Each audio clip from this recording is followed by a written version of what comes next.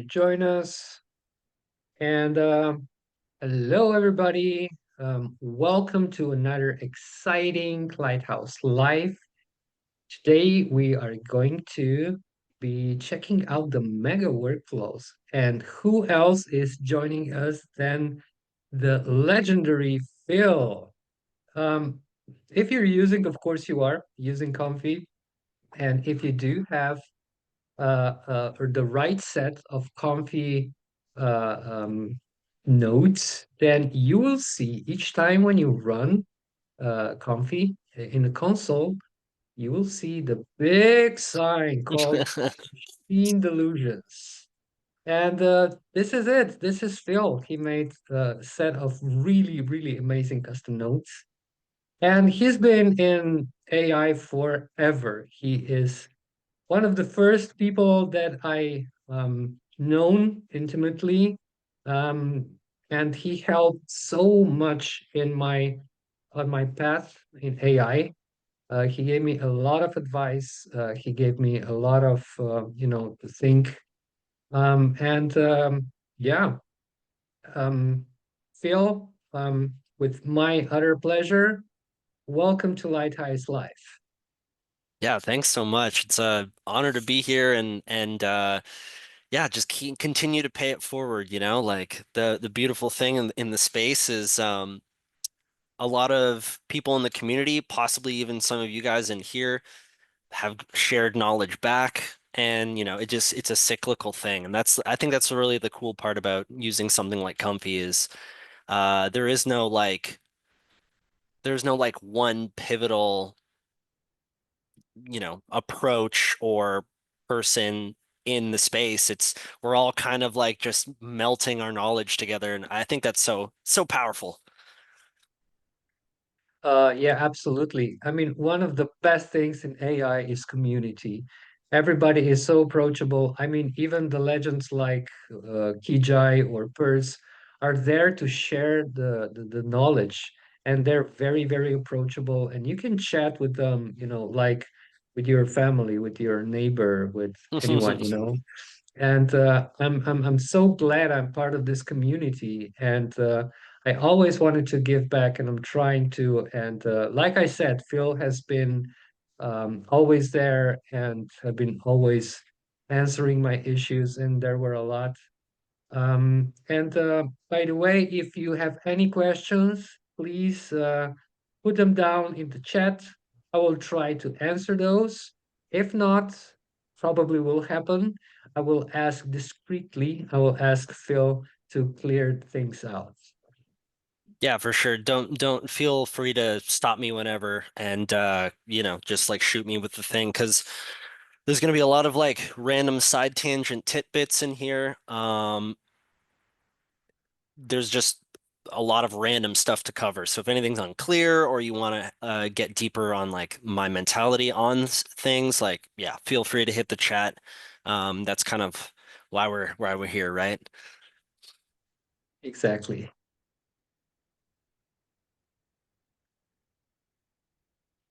All right.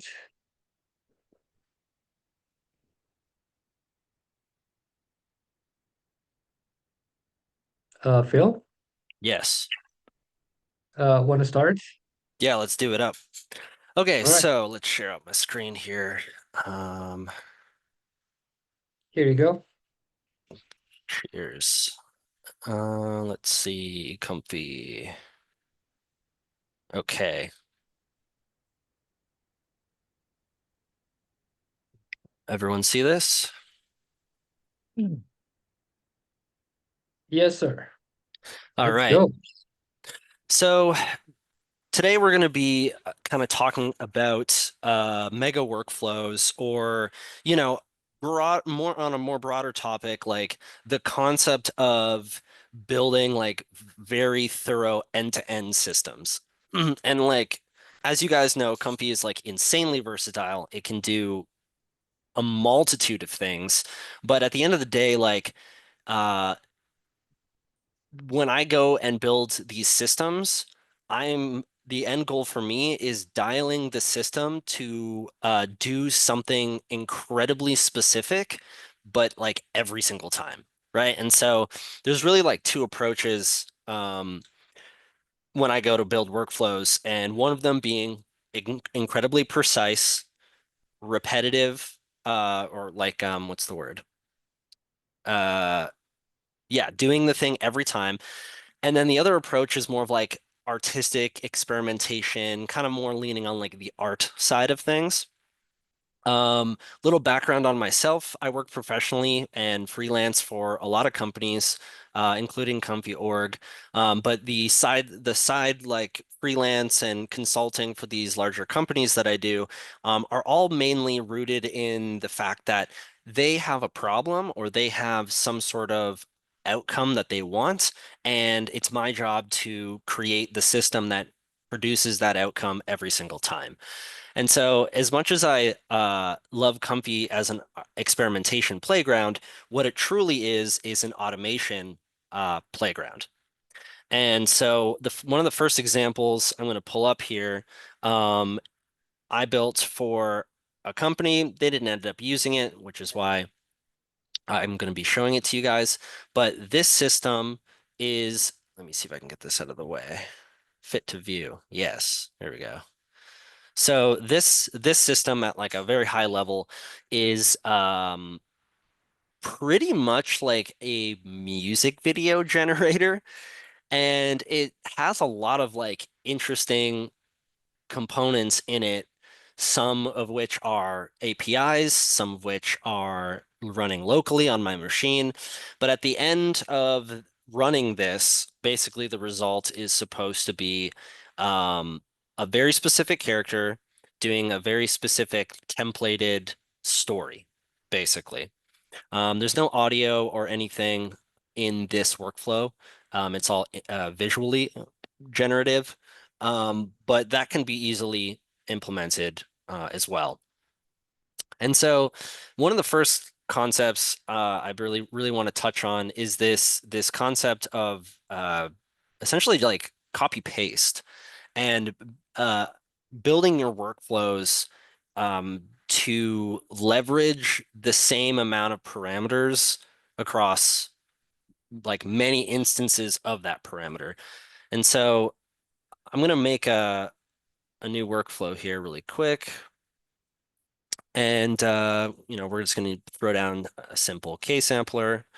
And hopefully you guys are leveraging the primitive node. If no one's ever used the primitive node, it's incredibly powerful. Basically, a primitive node takes on the input type of whatever you connect it to, right? And so in this case, I can connect it to, let's say, the CFG, and I literally get a clone of the CFG. And so if I copy that down and I get a few more of these nodes on the canvas, I can do things like, I'm actually going to move this up to seed. So we have seed, we have, see, these are floats. See how it says float here? So I can't connect them to integers. So I'm actually just going to like lay down another primitive node here and copy this instead. So it's a blank canvas. Okay, so now I got steps. Now I got CFG. Now I've got samplers and schedulers. And for the sake of it, let's lay down a primitive node on the denoise as well. Okay, so pretty basic, right? Here's our K sampler. But the reason why I did this is because you may be building a system that allows you that you want to have tons of K samplers. Now, nothing is more frustrating than having 20 K samplers down and you realized, oh, the settings have to be changed. And you have to go through and you have to change every single K sampler to adjust whatever it is. And so in this method, now that I've got one K sampler laid down, I can select it, Control C, and then to paste it, Control Shift V, and it brings all those connections with me. And essentially what this allows me to do is now I have 4K samplers on the canvas, but they're all controlled. Look at this. I love how pretty this is. the wire connections. But it allows you to control multiple of them at the same time. And so this is like a really, not only a really powerful method of working when working in intensely large um, workflows, but it's something that will just keep you organized and kind of give you like a master control channel. So like all of these can be somewhere over here, and like this could be let's see, add group. Oh, that's not what I wanted. Add group to selected. There we go. So this could be like my master control channel that has, multiple things that then span across my workflow. So if I go back to my music video generator here, you can kind of see that happening with a few different parameters, right? I have some API keys that I'm sending all over the place because, why would I paste it in multiple times? In this case, I am using a reroute to send images all over the place, and everything else is kind of pretty much copy paste. But, going back on this, I would have definitely approached it in this regard. But yeah, again, sometimes when you're working with these mega workflows, it's like half experimentation, half you kind of like building something solid. And so this concept is definitely something that I use a ton, and we will continue to use a ton as we build out these massive workflows. So to kind of like walk through what this thing does, just as an example, it takes in a character, it pastes the character on a blank canvas. Um, and then I'm pinging two instances of Gemini, Google's Gemini, just the image one. So I'm actually using the old Gemini, not even the new one, just the old 2 one. And I'm creating multiple poses. So I'm essentially creating like a 360 rotation. And then each of these images in a batch, they get batched right here, and they get sent off to these lines, and they get fed into another instance with a background. And it says always generate in this aspect ratio, follow these instructions, pay attention to the character's features. And then I pass in some information on what I want the character and the background to be doing. So, put this character walking down the street facing the viewer. This being the street, the 3-point turnaround characters being passed in there, so it gets full attention. And then this is a really interesting thing that I did. I generate a batch of 4, I believe 4, 3 or 4. And then I give all those 4 images to Gemini's vision, and I say, look at these images, look at the character reference based on the prompt that I asked over here. I want you to rate them, give them a rating, and the one with the highest rating just output a single Boolean. So this response from this LLM call is literally just a number, an integer.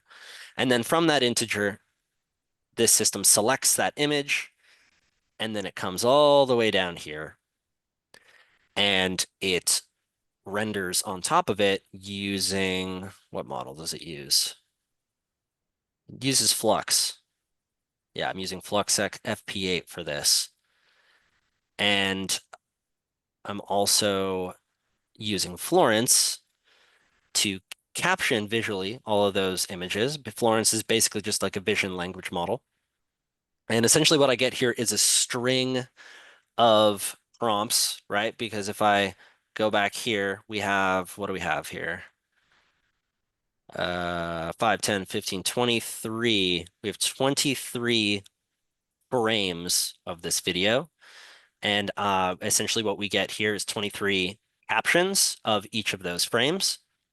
Now the beautiful thing about a list of strings, because this is what that means. This is what this means. When you see this like 3x3 square in Comfy, that means whatever data type it is, in this case a string, it's a list of those strings. And that's why everything is kind of broken up here. So it's not a batch of strings, it's a list of strings. The beautiful thing about a list of strings is on my case sampler here, I can pass that list of strings to my text encoder, which is just like, a text box, and it will run a single render per prompt.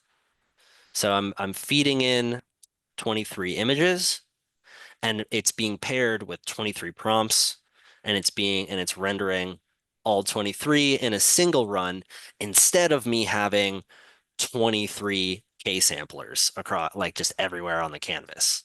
And so this is another efficiency that I like to do. It's a kind of a new one. It's not new to Comfy, but it's definitely not one that I see largely utilized. I think I have,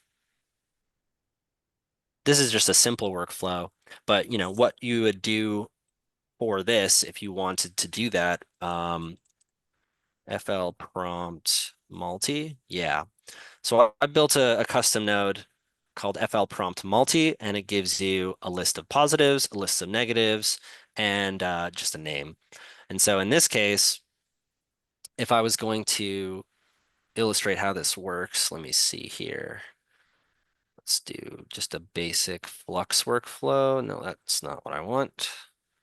Okay. And let's get rid of some of this stuff, clean it up, bypass some of the upscalers just for speed. Delete this FL prompt multi, get rid of this. Oh, that's weird. The famous words that I hear almost daily. I can't select. That's very strange. I'm like stuck in pan mode. Okay, there we go. Yeah, I must have hit a hotkey by accident. They're always tweaking Comfy under me, you know what I mean? Okay, so essentially what we've got here is just a basic Flux workflow. I'm going to demonstrate the prompt multi-line, and basically it's just a list of strings. So in this case, a list of prompts. So I'm just going to make this super simple. Fire, water, earth, metal. Wind. Yeah, if I really just wanted to like ruin it. Fire, water, earth, wind. We're gonna get rid of this custom LoRa and we're gonna, yeah, just leave that. Sage attention, really basic. We'll keep this at just 1024 squared. And notice we have a batch of one, right? And so for every prompt, basically we're gonna run one image based on this. So technically we're gonna get four images, but we're gonna run one per of the one batch for each of the prompts. So if I just run that, let that load up.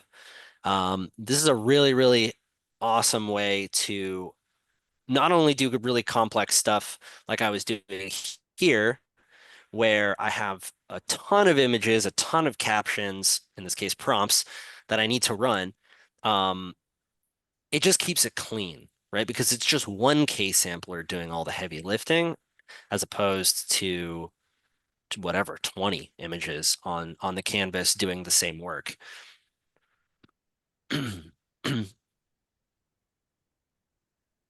yeah, as we can see, doing exactly what we expected. Fire, water, earth, wind. I don't know what it's going to do for wind. A sailboat. Yeah, that's fitting. And so even though I have a batch size of one, I passed it four unique prompts, and what we get is four unique images. And that, again, is a really powerful technique for us to use when building these massive, massive systems, specifically on like the generation side. And so the next workflow I kind of want to touch on as an example of something mega would be this workflow. And this workflow is a Flux trainer. So this workflow just generates Flux LoRa's.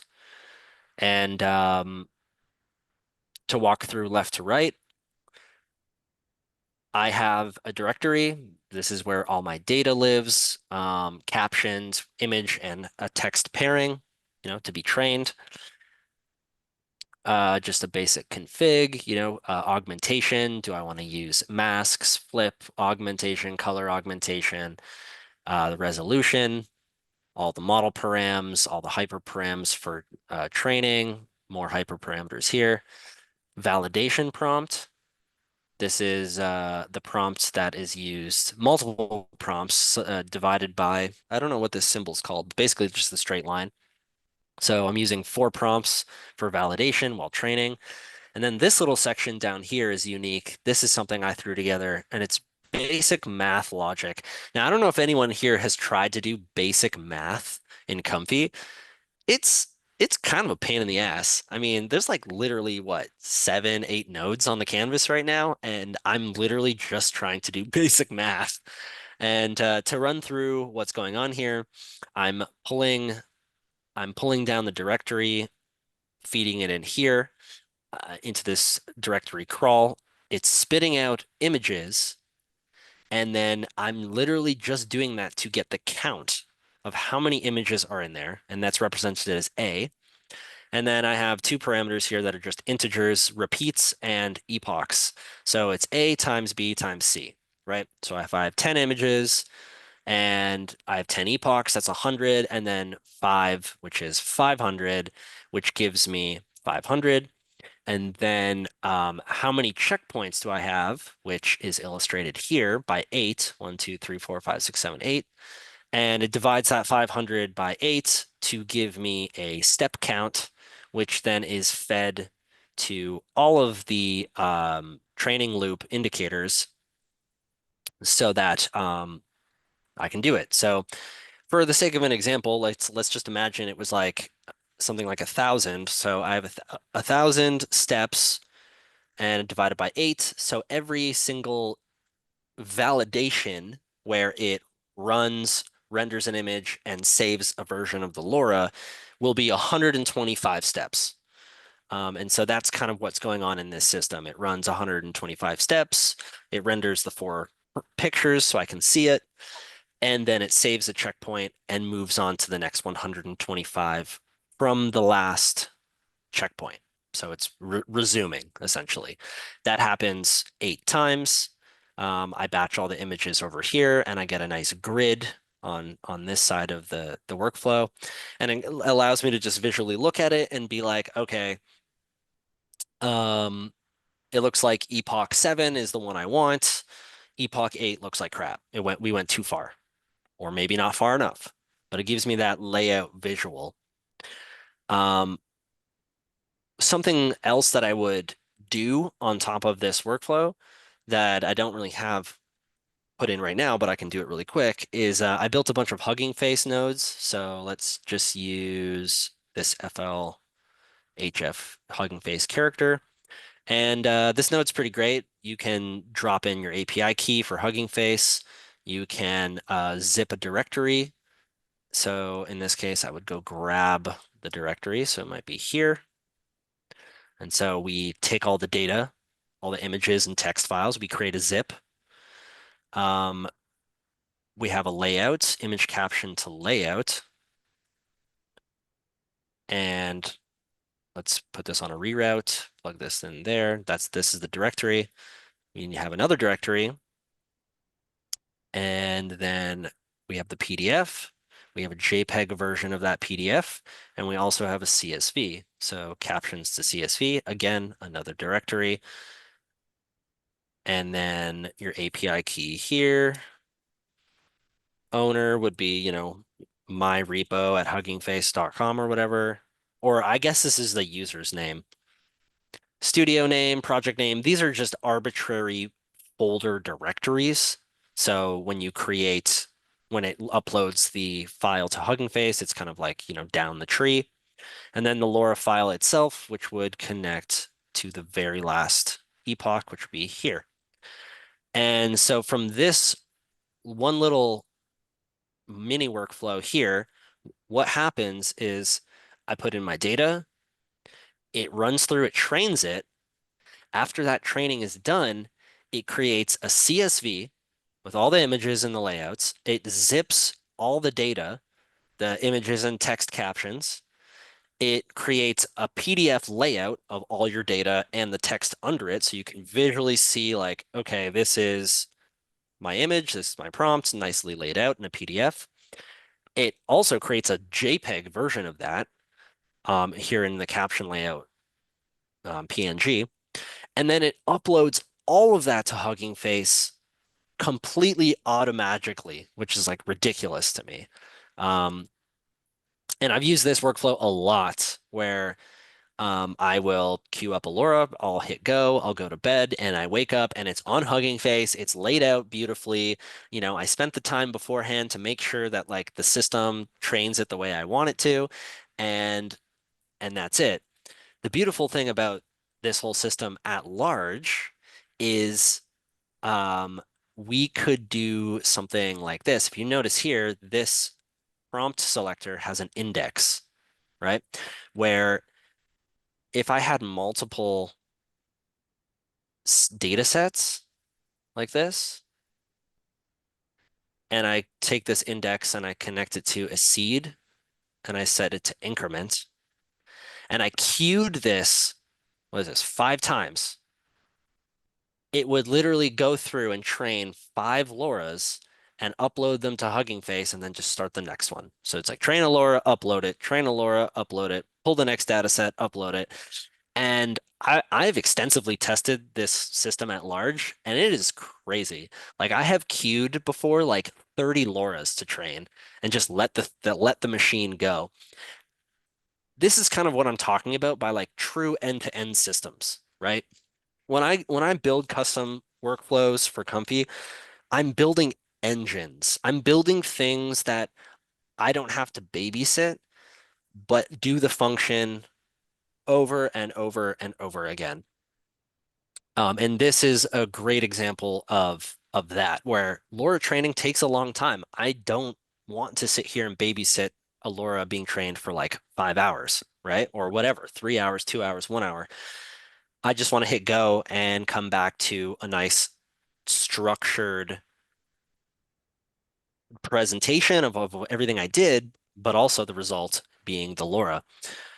We can take this, Phil, yes. what would you recommend? What kind of hardware would you need to run this kind of workflow? So you won't get just one LoRa in the whole night, but all five of them.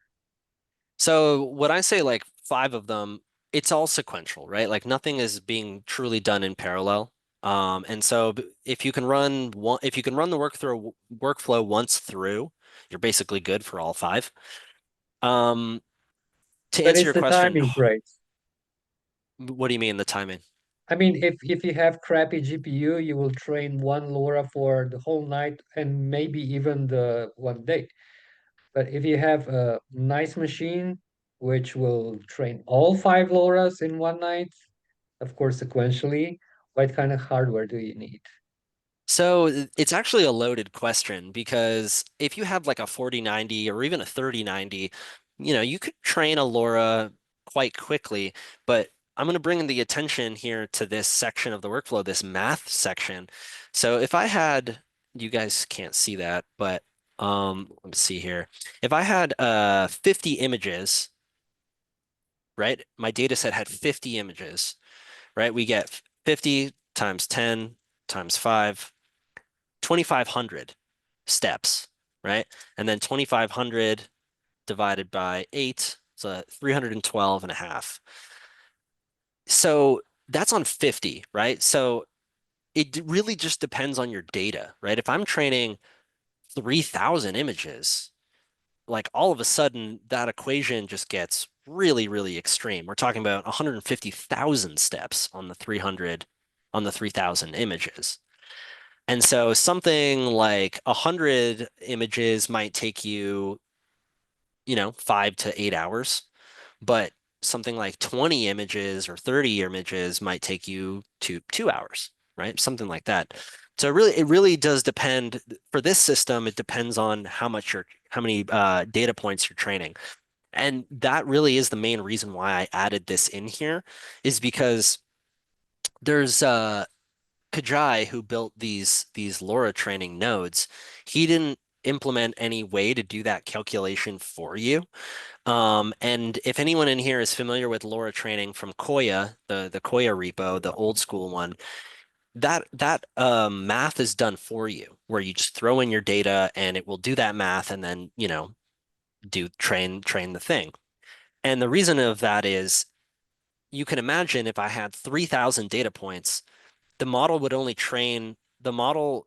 It's not logical for the model to hit all 3,000 points in the same amount of steps that a 20 image data set would be, right? And so I'm kind of accounting for that with this variable amount of steps based on how many images you're giving it.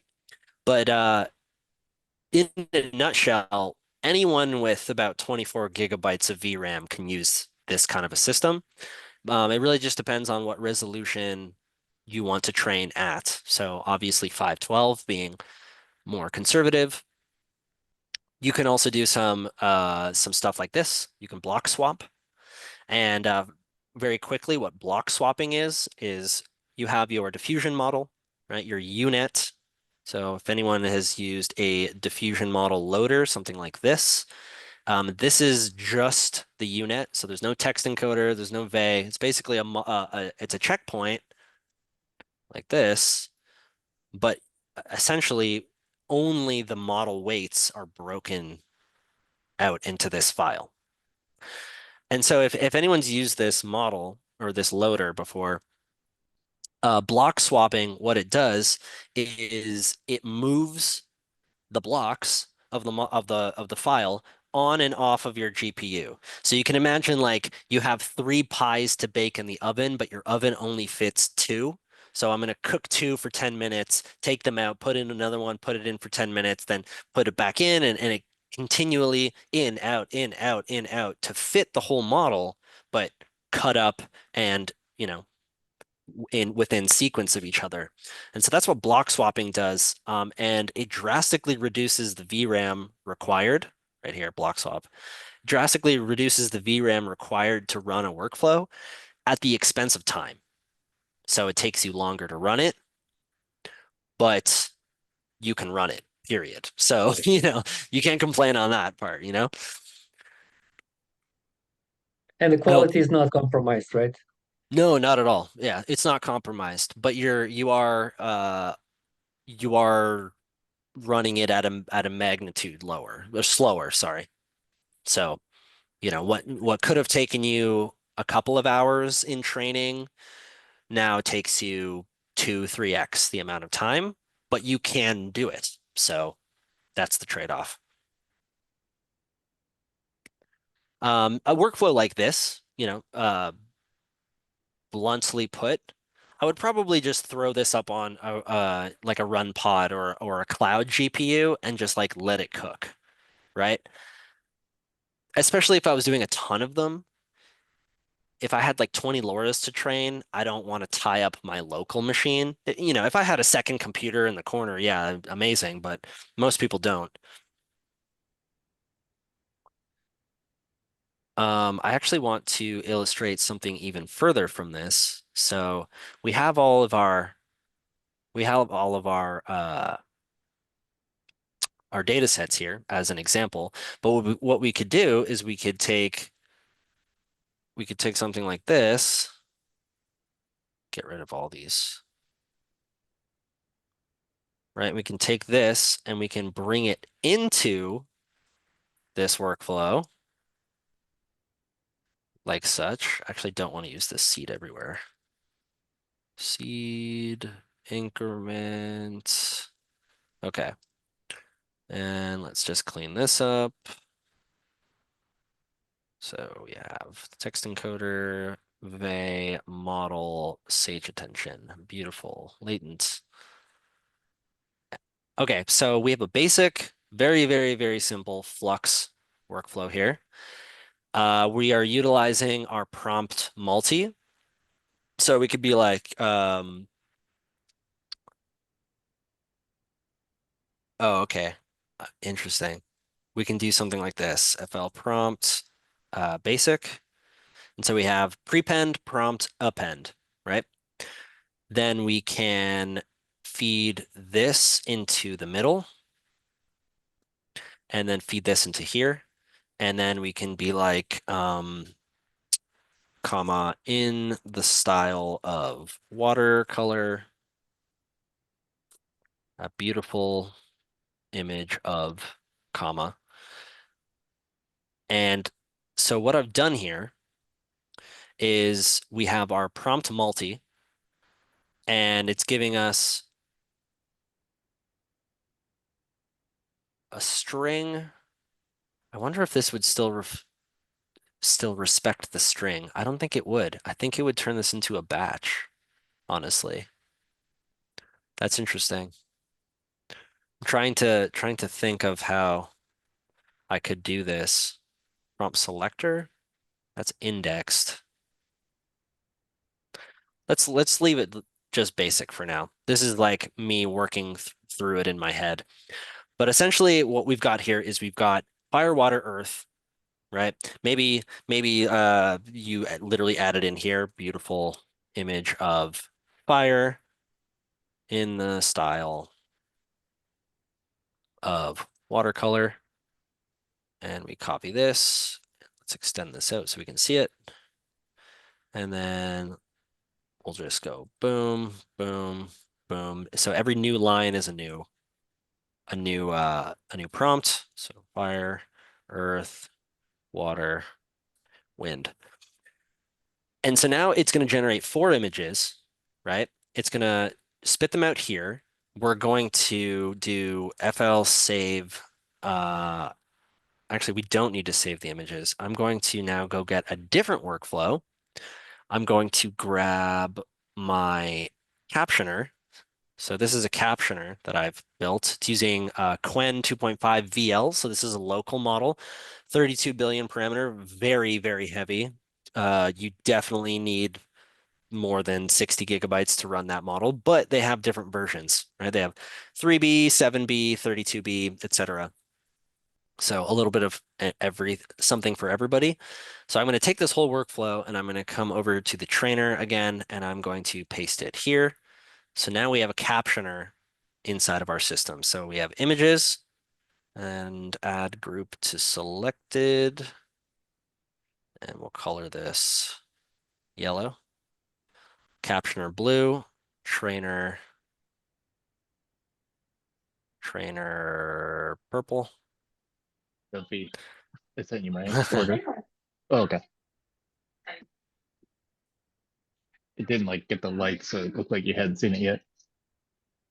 Hey, Matt, your mic's hot. Yeah, there you go. Thank you. Okay, so we have our images.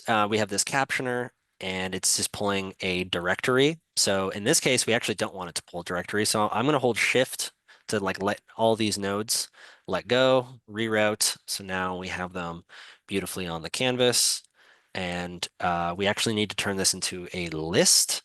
So FL image batch to list. So we're taking a batch of images, we're turning it into a list of images to basically do it sequentially instead of a batch.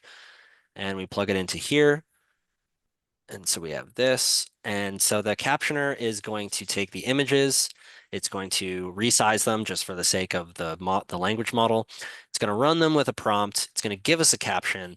That caption is going to go into this custom image saver. It's going to save them in a directory. And on this side of things, it's going to take the image. It's going to remove the background, and it's going to save them into a different directory for masks. Maybe not needed for this, but that's what it does. And we're going to take the same directory here. Actually, no, we want to expose this out. So I'm going to take this and I'm going to make this a string multi-line. And now there is our directory. And this directory could go into something like here. We don't need the index anymore. We'll just do 0. And let's see, the masks. Do we have a mask? It just says use alpha mask, so it must be the same directory.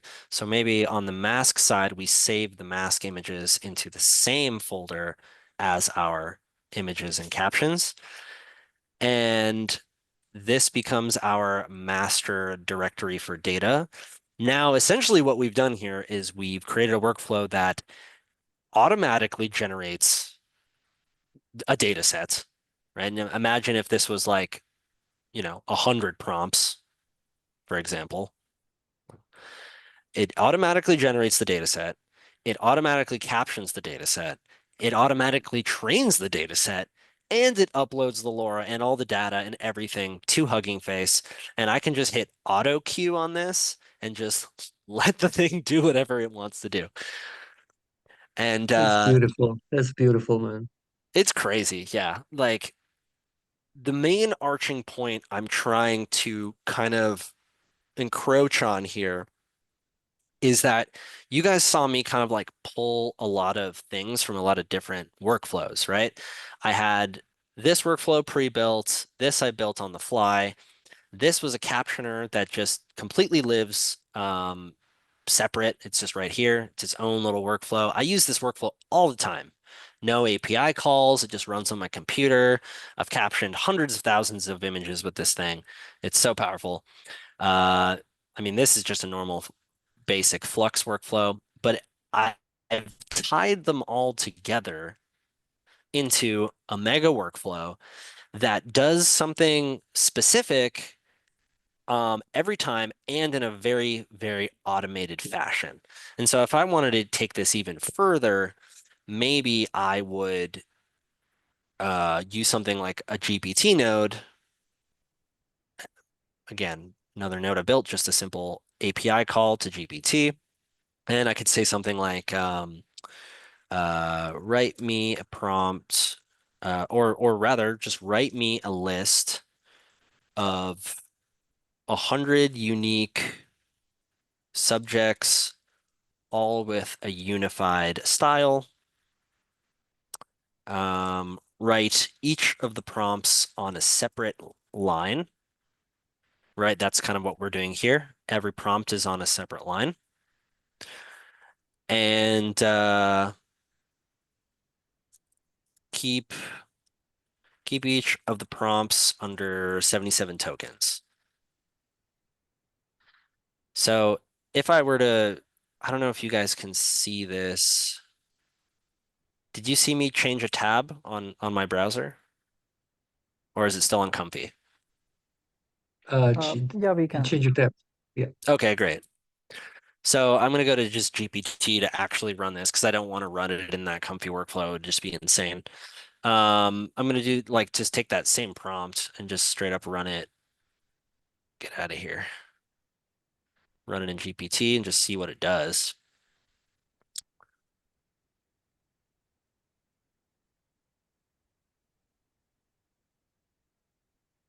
Okay. So it's doing these like number things. Obviously, I don't want that. Only reply with basic text, no listing, and only give me 10. Okay, cool. A lone lantern drift across red moon. Append a very unique description of a style to each of them, but the same style for every prompt.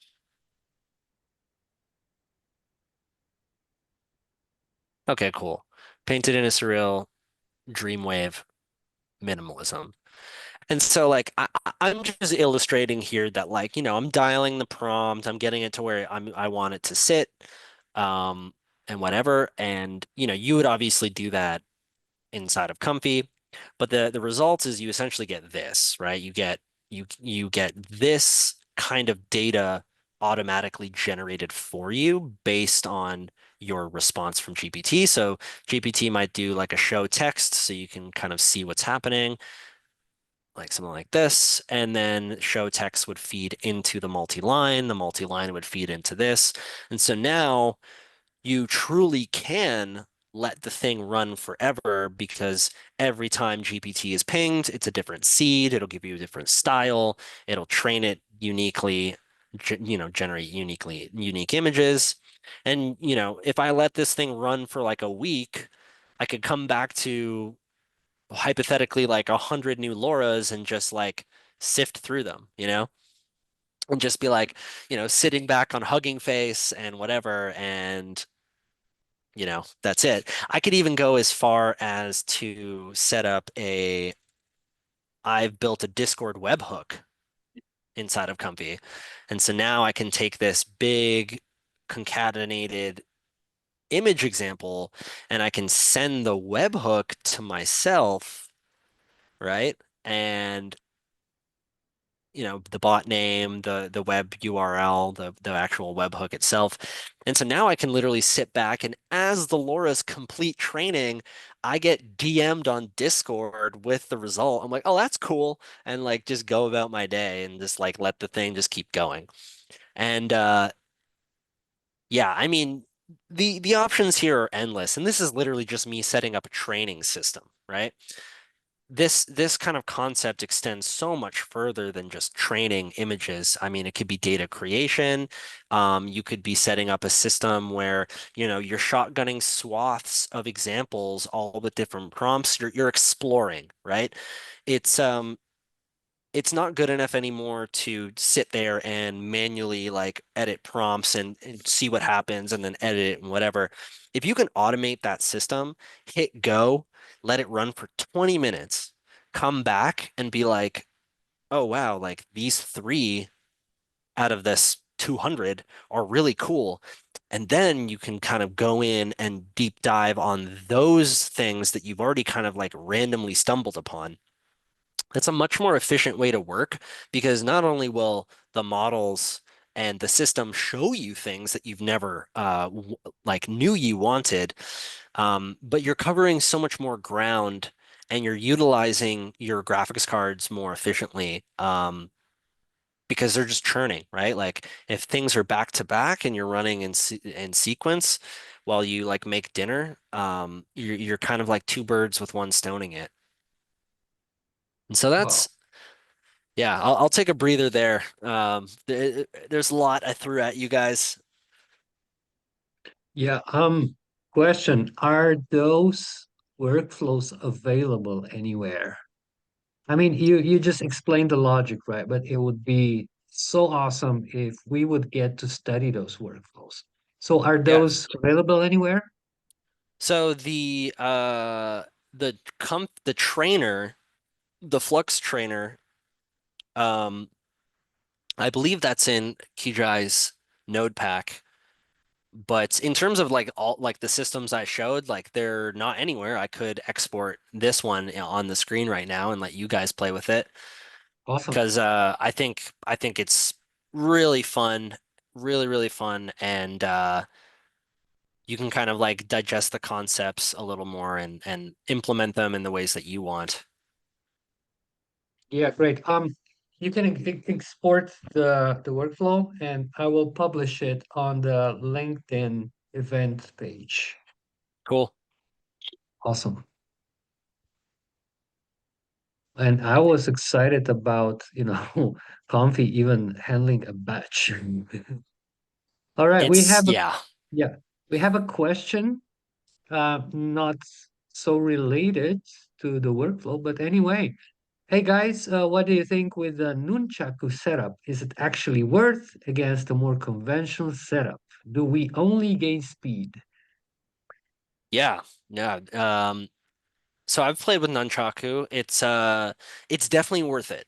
It's definitely worth it for a few reasons. Number one, I believe you actually save on VRAM with the nunchaku models. They're a little smaller, um, and you really do gain speed. You gain a lot of speed at the downside of slight degradation of quality.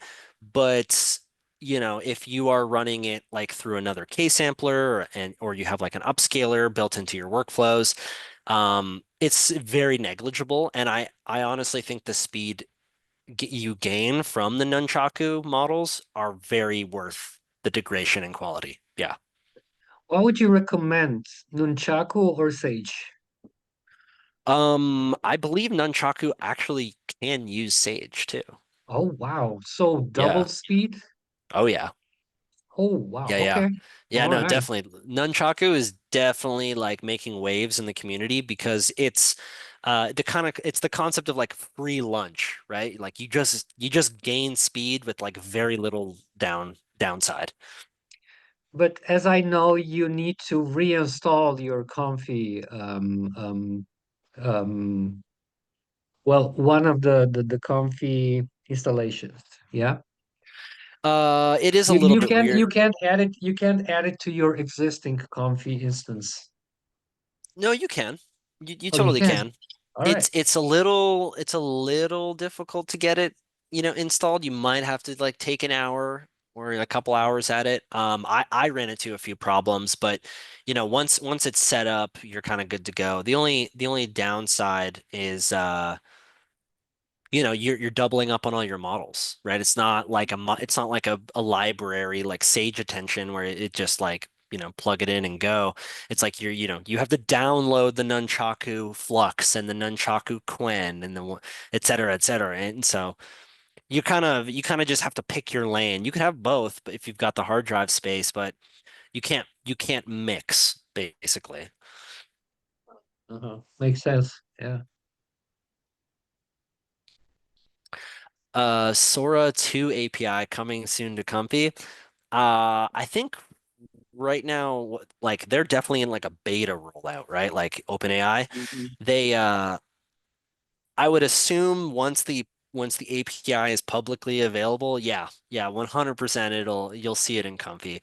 Um and not only that, but I actually build a ton of API nodes that allow you to kind of like, if you pay for um like the Comfy credit balance, it is really nice to have all of the things in one place. There are some things that are still like left to be desired. For example, what is it? I think it's Gemini. Yeah, Image Advance. And so, this is something that had to be built custom. You drop in your own Google API key, so it's completely separate from the Comfy ecosystem's API key. But what it allows you to do is I can have a prompt, an image, or a batch of images because it's Gemini. But then I can set this to, let's say, 20, boom, and I can asynchronously run 20 images with 20 separate prompts and get them all back in the same time that you would have gotten one back. And so I've built a lot of custom API nodes that just kind of do more like they're just more efficient, or do stuff like this where it's like, okay, well, I've got the same image. Maybe I want to send the same image to like every single request. Set this back to 7. But now, I have the ability to have completely separate prompts per request, but it's all asynchronous. So you don't have to wait 7x the time. It all comes back as if you just hit go once on one image. Um, so yeah, definitely like dig through my node pack. There's like a lot of stuff there. By the way, about Sora 2, I don't know if you've seen it, but Lovis Odin just released his workflow or is about to, and he simulates Sora 2 in Comfy. The downside is that you need hefty VRAM. So not even 5098 would suffice. He's running with 6000, so 90 plus gigs of VRAM, something like you have, Phil, right? Yeah, I've got a 6000 Pro. Yeah. Exactly, yeah. So what I'm saying is that workflow that imitates Sora 2 is already out. You just need high GPU power. But maybe Kijai will, have a coffee break and we'll transform it to quantized or whatever he's doing, whatever magic he's doing. Yeah, There's I've Go seen ahead. that workflow that Lovis has built. It's really impressive. But I don't think he's utilizing Nunchaku. So, that would be an easy optimization right there. Um, but I think he's using WAN. I don't know if Nunchaku has a WAN model. Nevertheless, there's always something. I think there is for 2-1. Not sure if there's for 2-2. But anyway, Got it, yeah. we have another question. Maybe you know, Phil, when is the Comfy in the Cloud coming out? I was supposed to be already working with it, but they said they need some more changes, so that was postponed a bit. Yeah, I mean, I haven't personally played with it. I know a couple of the internal guys have been playing with it. Pers has been playing with it. Syntax diffusion, Chris has been playing with it.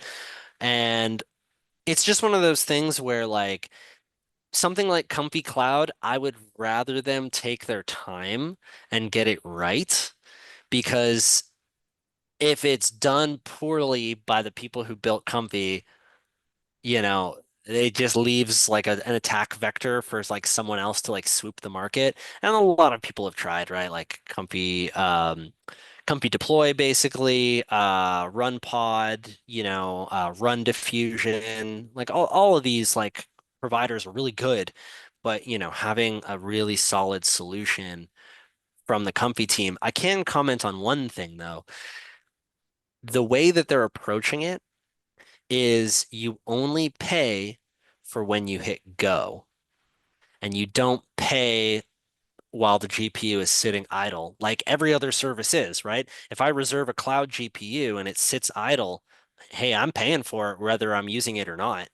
And that's something that I believe the team is working to address is that it's calculated based on the compute used at runtime and not sitting idle. And I think that's genius because there's so many times where half of Comfy is experimenting and like, trying to figure out the logic and you're like sitting there and you're like, "Oh, how do I do this?" And nothing hurts, nothing is more painful than watching a counter tick and you're getting charged by the second and you're just trying to brainstorm. This is something that Run Diffusion has been doing for a while now. And also, Think Diffusion developer team has been developing Floyo, which is kind of the same thing. I've been beta testing it, and it's wonderful because you click Run Workflow, and it's seconds in there, and you can start using it. And it charges only the GPU usage. So I Nice. hope that this will be the case for all of the future cloud confis. And also, one thing came in mind when you said when it's ready, right? I hope that it won't be something like Black Forest video. Yeah, the vaporware. That's a that's what it sounds like. I think they probably sat on their hands too long, and then the video Yeah, market got flooded, and it's one of those like, someone beat you to the punch, and their punch was sweeter than yours, and you're like, damn, yeah, you know. yeah. I think that's what Probably. happened. Yeah, But yeah. I wouldn't want to release anything unless it was top shelf anyway. So kudos to them for continuing to cook because I know they're cooking, right? They're definitely cooking. Mhm. All right. Yeah, thank you, Phil. It's been 1 hour.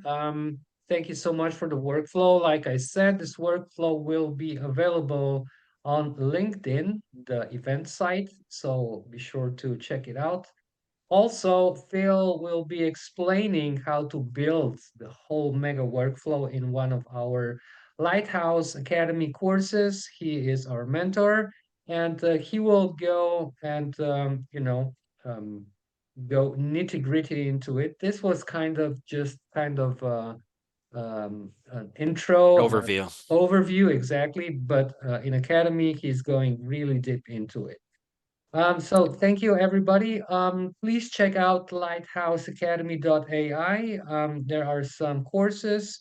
We are slowly closing the active cohorts, and we are releasing the seeds for the next cohorts that will start happening at the beginning of the next year. So check them out. We have AI for creative leaders that covers most of Gen AI spectrum. We have Advanced Comfy, which Phil is our mentor. And we are building basic Comfy right now at this moment. And it will be released soon, so please pay attention. If you are into, if you're not Master of Comfy, if you need only basics, then check it out. It will be live. It will be on our website soon, so you could sign in. Again, check out our website. Phil, this has been a pleasure. Thank you so much for joining us and explaining everything. Um, yeah, thank you. And everybody, have a good day, good night, good morning, wherever you are. Thank you. Bye bye. Cheers, guys. Thanks so much.